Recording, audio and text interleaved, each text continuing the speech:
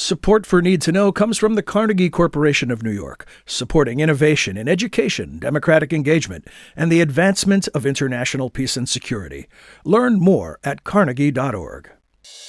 Welcome to the Need to Know podcast from the Wilson Center, a podcast for policymakers available to everyone. Always informative, nonpartisan, and relevant, we go beyond the headlines to understand the trend lines in foreign policy.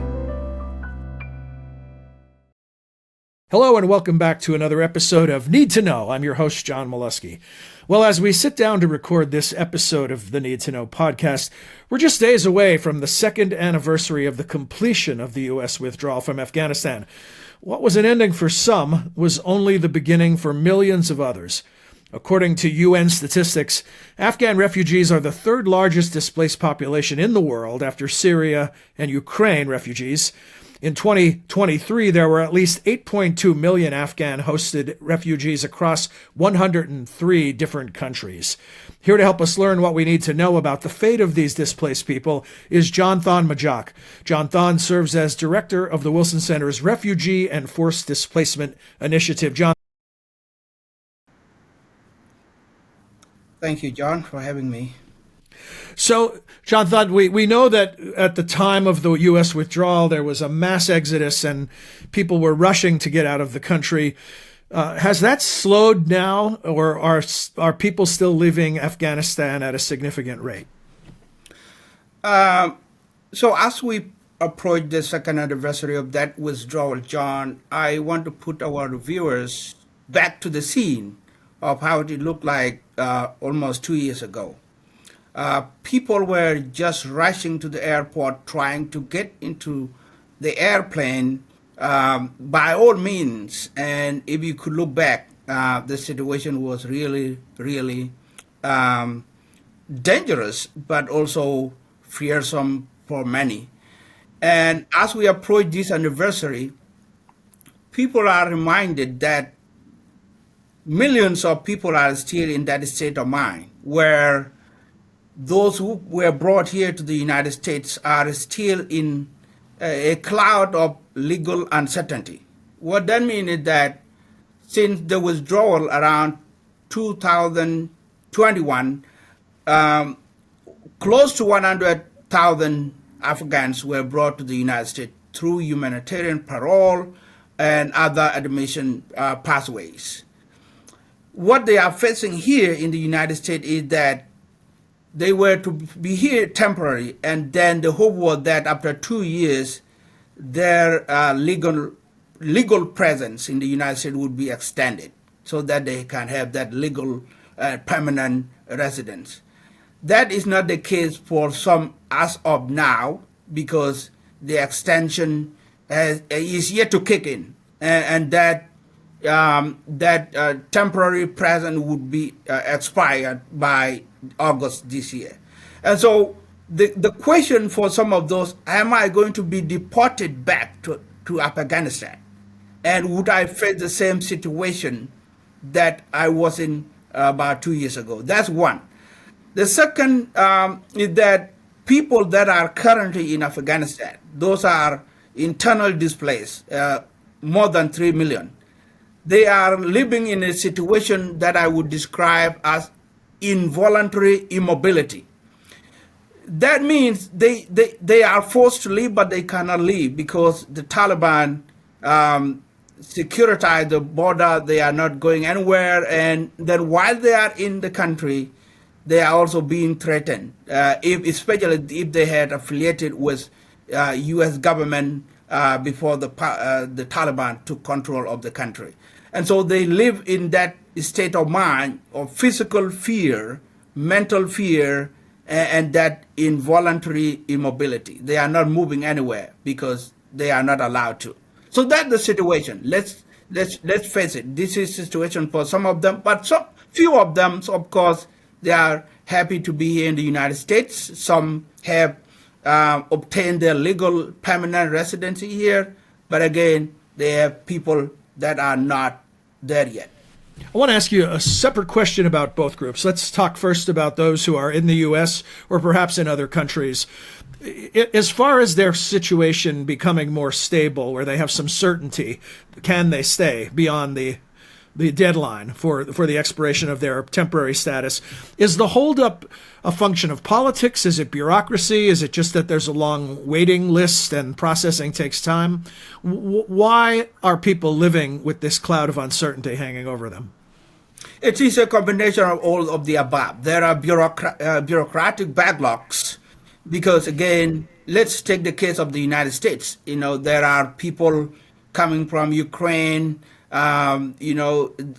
Venezuela, emergencies around the world that U.S. being, a global leader and setting example, there are asylum applications on daily basis, and the backlog is justified on the basis of that we have a lot. But then there is not enough personnel. In the previous administration, I think the immigration system was somewhat the capacity because facilities were closed and personnel were laid off or left. And so there is not enough personnel processing the application on the bureaucratic side. That's one explanation. On the political side, even though there is a political will to do this because it is in the best interest that these people stood by us when we were in Afghanistan, and the United States promised them, safety when anything happens. And now they are here. So there is a bipartisan support, but I think there are, usual political hole out there. And that's why the Afghan Adjustment Act is still in Congress as a piece of legislation to extend, because there are some concern about the vetting of these individuals who are already here in the United States. So that is part of it. Politics is part of it, and I think we have to find a way to reconcile this and make sure the people we promise safety find that safety without the cloud of uncertainty and fear, etc. Yeah, an impossible way to live with not knowing if tomorrow you have to leave the country. On those who are still in country, but as you put it, involuntary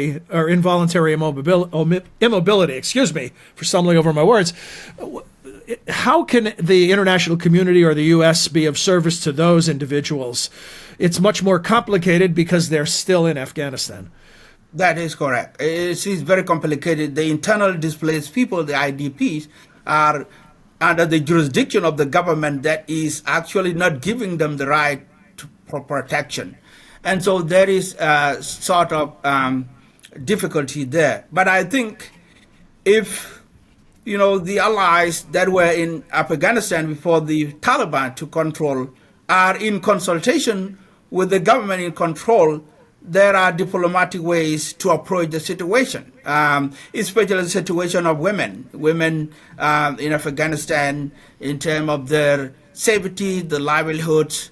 The UN agencies also can use their leverage there and try to find ways to address the root causes that make people to be in that situation.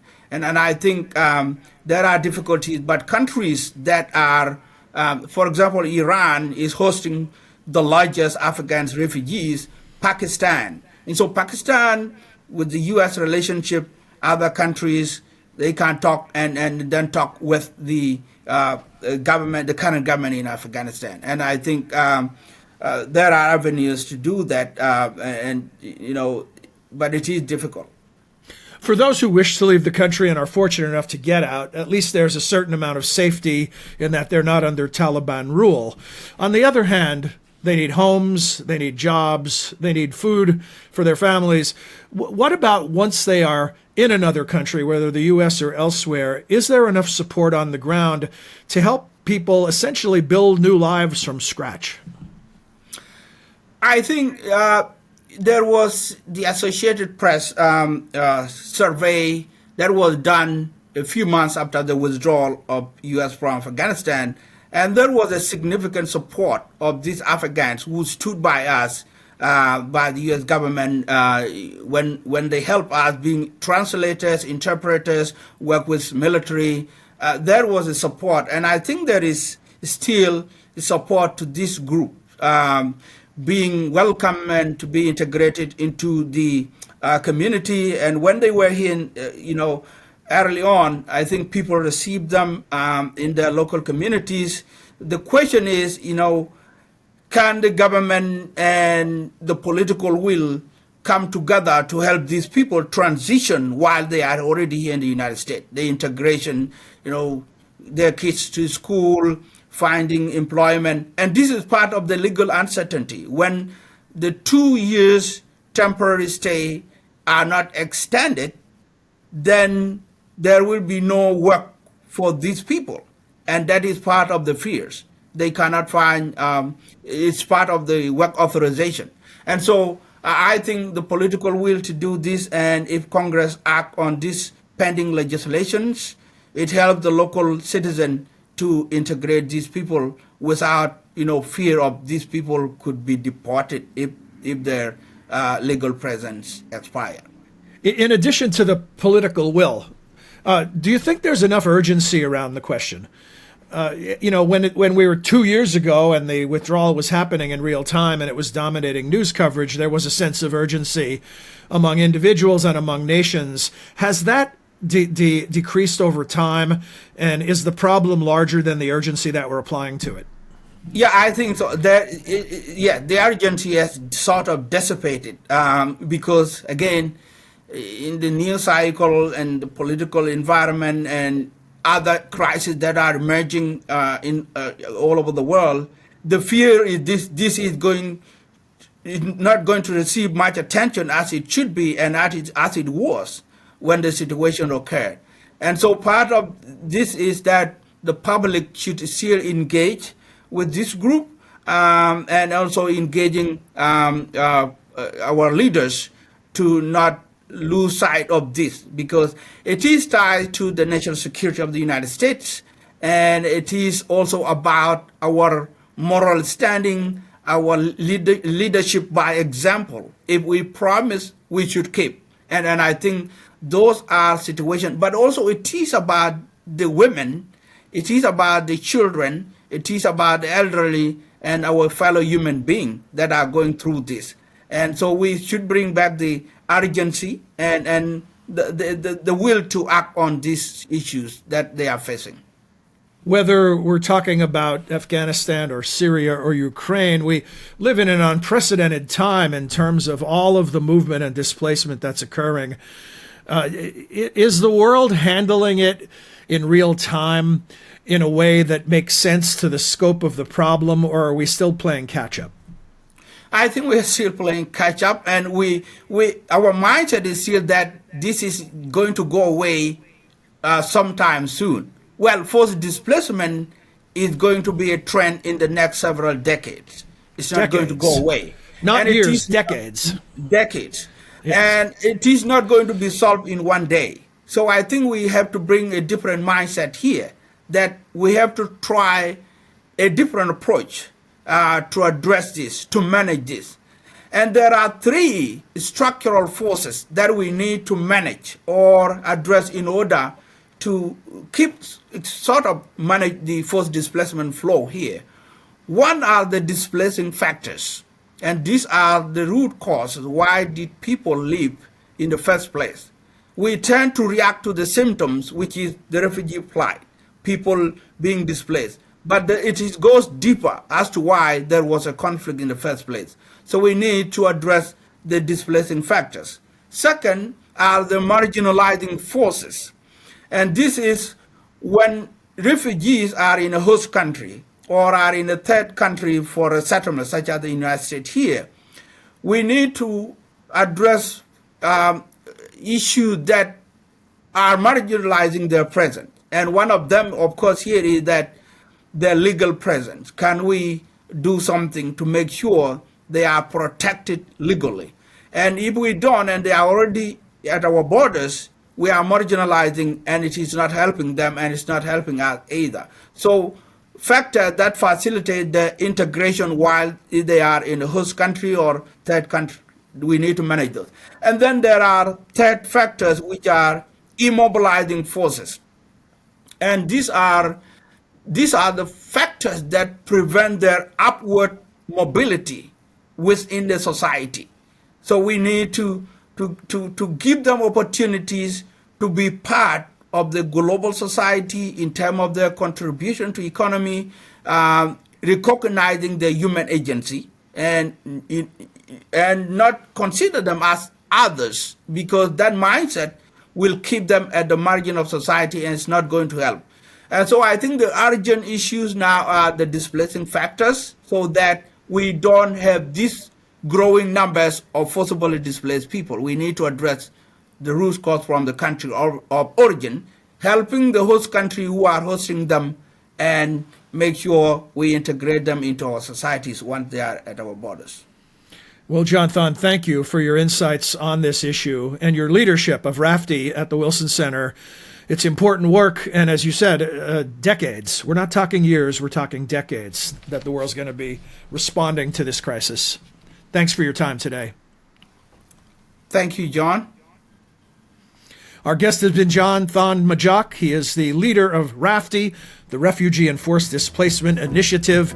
If you'd like more information on John and his work and on RAFTI, please visit wilsoncenter.org. That's also where you'll find more information on this podcast and many more and other valuable content from the Wilson Center. So until next time, for all of us at the Center, I'm John Milewski. Thanks for your time and interest.